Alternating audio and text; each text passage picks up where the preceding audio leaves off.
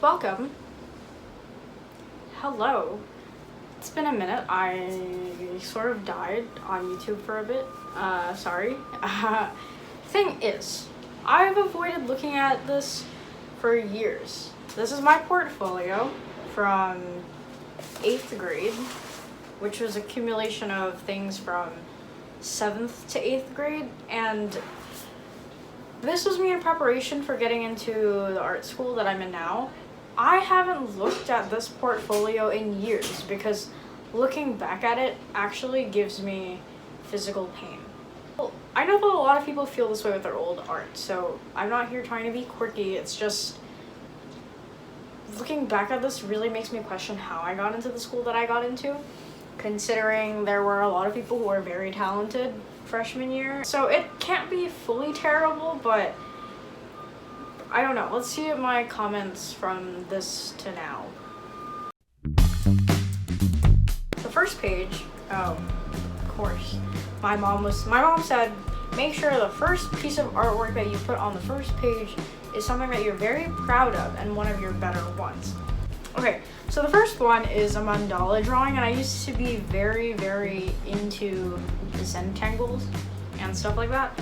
I used to be very into grueling details. I know that I spent a night doing the penciling for it with a compass, and I thought that the compass to give me guidelines to follow was already a lot of effort. It took, I think the outlining for this alone took 3 to 4 hours, just because I was also trying to rack my brain for what other pattern I could put onto it.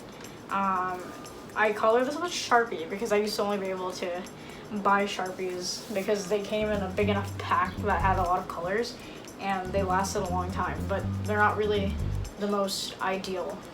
So the next one's also, again, Zentangle inspired. The next one's half of a self-portrait because this is a picture that I took with half my face cut out, and I went to a high school fair and I already saw people who were already in this high school. So I asked the advice of, what would you suggest putting in a portfolio that makes it very dynamic, or, you know, makes the portfolio more appealing to the people who are grading it? And they said, you know, maybe put in a self-portrait, make sure you use different materials and stuff like that. I remember complaining about this at the time because I hate drawing myself, or I hated drawing myself at the time. Maybe now I'm a little bit more conceited. It's a very simple drawing. There's not much shading. You can tell that I didn't know how to draw hair yet. And that I thought drawing hair meant drawing every single individual strand of hair and hoping that it would capture the shading somehow. It's alright. It's alright. I'll give 7th, 8th grade me credit. This one in particular was inspired by Troye Sivan's song Suburbia. Actually, I like the vibe of this one. For now, I would just disagree more with the color scheme of the radio in the center. I feel like the colors in the center, because I didn't use them literally anywhere else in the drawing, it's a little awkward. I don't despise it. The next one is me thinking that I was deep, or me just trying to fill up space once again. I remember the Sharpie running out before I could fill up the entire black space. I can see how my stuff is getting a little bit redundant. I literally traced my hand for this one because I could not draw hands at the time, and I figured that this would do. I titled it Wave. Haha. The next one's, David Bowie died in 2016, which is sad and all. And I tried drawing him, but I could not draw the eyes. I did this cheap, cheating thing of covering the eyes, because no matter what I did at the time, the eyes looked bad. I don't like the hair as much, because once again, I did not know how to draw hair, and I was trying to shade somewhat. You can see the shading from the roots a little bit. The nose is on nose. The lips look chapped. What? And then underneath David Bowie is Gerard Way, because I was very much in my emo phase, 7th, 8th grade, and My Chemical Romance was the one thing keeping me going from day-to-day life. The Gerard Way one, I would say, just kind of looks like him. The hair, his hair was kind of hard to draw because his hairstyle was very unique. And there's that, I guess. Next one, you can see my fangirlness or my band liking. This is Brendan Urie, if you couldn't tell. I feel like this one's not super bad considering it looks like him, and the hair is, well, I remember wanting to leave the eyes blank, so not really having a pupil in the eyes, and my mom talked me out of it because she said it looked weird, and so then I tried to fill in the pupils, but now the pupils look wrong. The left one looks weird, and I don't like it. I guess this is where my drawings were slowly improving. More zentangles. I don't have that many complaints about this one. It's just a bunch of patterns, so go off past me, I guess.